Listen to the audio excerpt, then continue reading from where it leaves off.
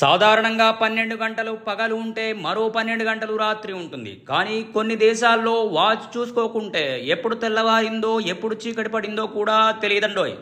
Arctic సర్కిల్లో ఉన్న కొన్ని ప్రదేశాల్లో కొద్ది రోజులు 24 గంటలు సూర్యుడి వెలుతురే ఉంటుంది.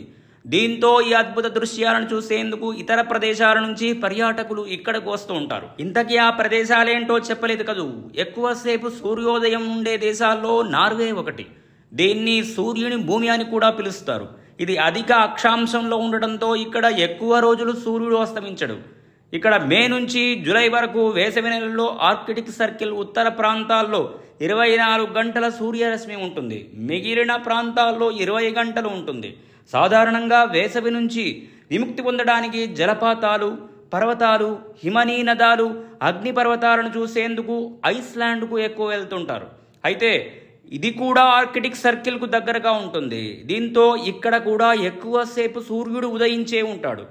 వీటితో పాటు ఫిన్లాండ్, కెనడా, స్వీడన్ దేశాల్లో సూర్యుడు ఎక్కువసేపు ఉదయించే ఉంటాడు. ఈ వీడియో నచ్చితే లైక్ చేయండి, షేర్ చేయండి. అదృశ్యవాణి ఛానల్ని సబ్స్క్రైబ్ చేసుకోండి.